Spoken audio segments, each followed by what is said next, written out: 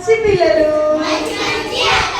Super పిల్లలు, super super పిల్లలు. అబ్బా వెరీ గుడ్. అయితే మీరు ఇంట్రెస్ట్ కింద స్టోరీ ఒక్కటి కూడా మిస్టేక్ చెప్పలేదు. ఏం స్టోరీ చెప్పింది అక్క? యోనా అంకుల్ స్టోరీ చెప్పింది. యోనా అంకుల్ మరి ఎందుకు చేప మింగింది? అవునా, ఏం మాట చెప్పిండు యేసయ్య? నినేవే వెళ్ళమంటే. మరి యేసయ్య నినేవే ఎందుకు పొమ్మన్నాడు?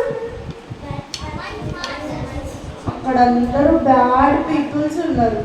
అవునా, వీళ్ళు కొట్టడము, వీళ్ళు తిట్టడము, దొంగతనాలు చేయడము, అబద్ధాలు చెప్పడము, పక్కనోడిని గిల్లడము, పక్కనోని పెన్సిల్స్ తీసుకోవడము, పక్కనోని బుక్స్ తీసుకోవడం, అట్లా చేస్తూ ఉండేదన్నమాట.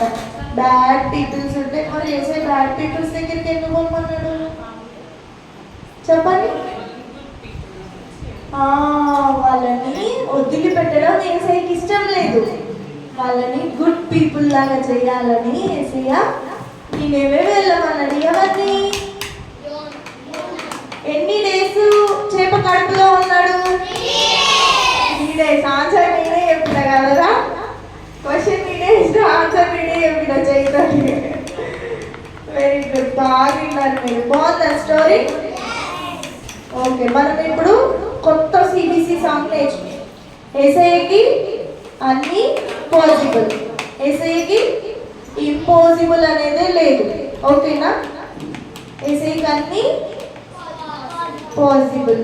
ఈ భూమిని, ఈ చెట్లని, ఇవన్నిటిని గాడే చేసిండు. మనల్ని కూడా దేవుడే చేసిండు. దేవుడికి అన్నీ పాసిబుల్, ఇంపాసిబుల్ అనేది లేదు. ఓకే, ఆ సాంగ్ నేర్చుకుందాం. అందరం ఒకసారి నిలబడైతే కొత్త సాంగ్ మంచిగా జాయ్ చేయాలి. ఓకేనా?